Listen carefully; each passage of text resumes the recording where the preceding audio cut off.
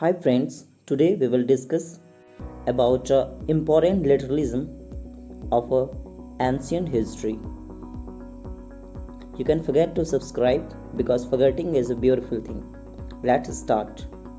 इक्वेरी प्राचीन भारत में सरदार के घोड़े के देख रेख करने वाले को इक्वेरी कहते थे। अगला शब्द है अवेस्ता। ईरानी भाषा का प्राचीनतम ग्रंथ अवेस्ता है। इफेड्रा एक प्रकार का पौधा जिसकी पहचान सोम से करते हैं। आप जानते होंगे कि वैदिक काल में सोमरस पिया करते थे लोग। गविष्टि युद्ध का पर्याय गविष्टि कहलाता था। आप जानते होंगे कि वैदिक काल में लोग भूमि के लिए लड़ाई नहीं करते थे, गायों के लिए लड़ाई करते थे, इसलिए गविष्टि युद्धों का पर्याय है। अगला शब्द है वराजपति यानी चारागाह या बड़े जत्थे का प्रधान।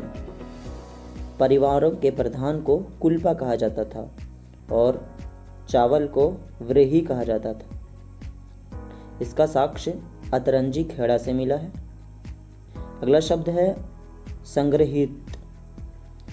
कर और नजराने का संग्रहण करने वाला संग्रहित कहलाता था। अगला शब्द है गोधन या गोघन। अतिथि को गोधन कहा जाता था। अगला शब्द है बसदी।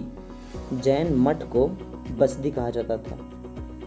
अगला है BRW ऑर्चरी कलर्ड पॉटरी यानी गेरुआ मृदभांड।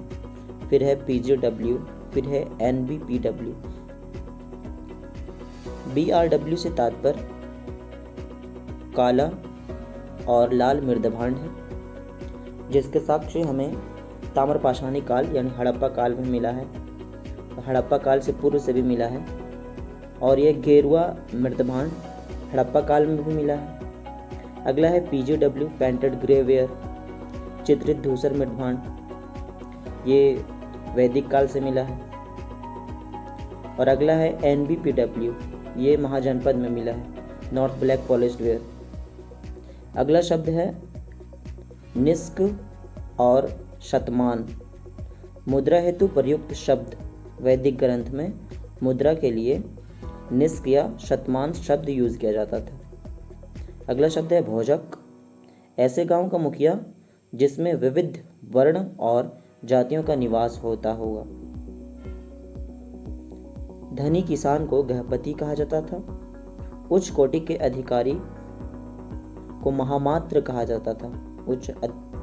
उच्च कोटि के अधिकारी में मंत्री, सेनानायक, न्यायाधिकारी, महालेखाकार ये शब्द आते थे। शौल्किक चुंगी वसूलने वाला अधिकारी शौल्किक कहलाता था। अब आते हैं मौर्य काल के बारे में। राजुक न्याय कार्य करने हेतु अधिकारी।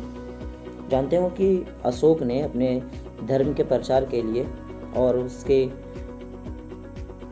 देख रेख करने के लिए कि कौन पालन करता है कौन नहीं करता है, उसके लिए राजुक नामक अधिकारी की नियुक्ति की थी। शीर्षस्थ अधिकारी तीर्थ कहलाते थे। जैसे वैदिक काल में शीर्षस्थ अधिकारी को क्या कहा जाता था? महामात्र।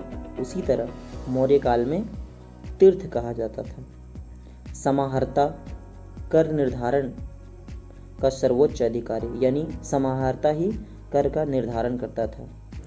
सन्निधाता राजकीय कोषागार और भंडारगार का संरक्षक था। अगला है आहार। जिला को कहा जाता था और वहाँ के अधिकारी को अमात्य और महामात्य भी कहा जाता था। आगे देखते हैं सतवाहन। सतवाहन में एक शब्द है गौलमिक। सैनिक टुकड़ी का प्रधान गौलमिक कहलाता था। शिल्पी लोगों का संगठन श्रेणी कहलाता था। गुप्तकालीन शासन पद्धति। सबसे पहले साम्राज्य था। साम्राज्य को भुक्ति में बांटा गया था जिसे प्रांत कहते थे।